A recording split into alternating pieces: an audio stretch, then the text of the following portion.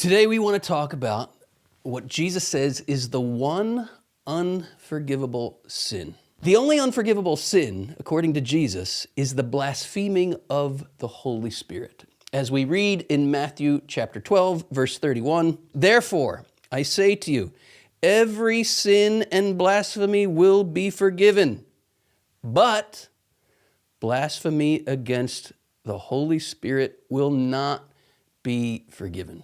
What does it mean to blaspheme against the Holy Spirit? Calls to mind one of my favorite things I ever hear the priest say when I go to confession. It is this. You may recall it yourself. The Holy Spirit was sent among us. Why? For the forgiveness of sins.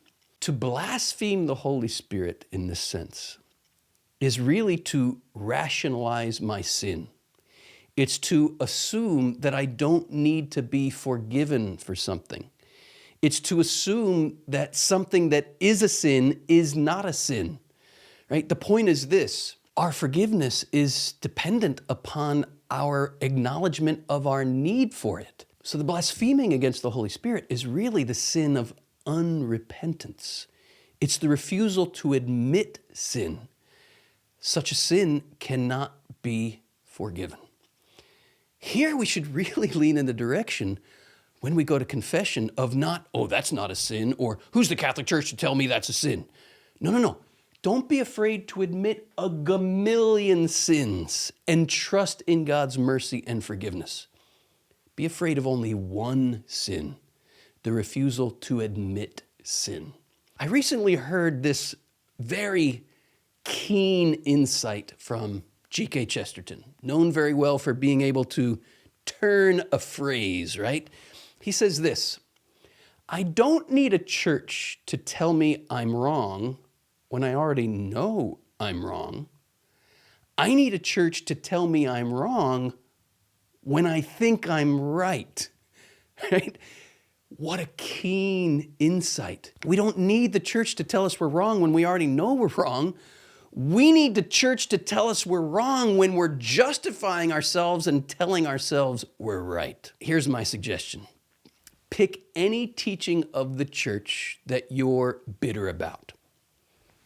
Here's the teaching of the church, and here's your heart, right? I want to suggest that maybe the problem is not with the teaching of the church.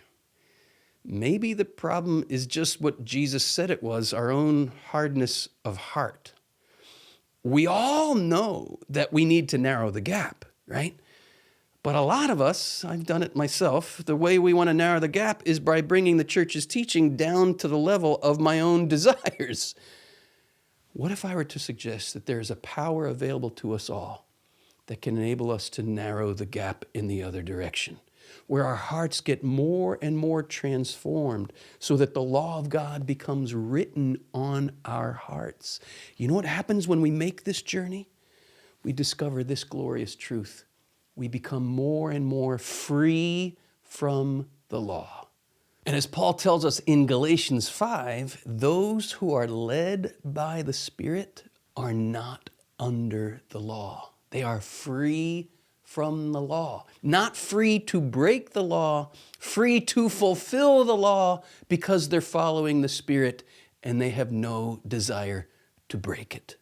Blaspheming the Spirit is really the rationalization of our sin. Following the Spirit is true freedom from the law. Freedom not to break it, free to fulfill it, because we have no desire to break it. Think of a married man, for example, who loves his wife dearly. Does he need the commandment, thou shalt not murder thy wife? He doesn't need that commandment. He's free from the law because he has no desire to break that law. Pick any teaching of the church that you're bitter about. And again, here's the teaching, here's our heart. Maybe the problem's not the teaching, maybe it's our heart. Just what Jesus said it was. Our hearts are hard. And so I say to you today, if today you hear his voice, harden not your heart.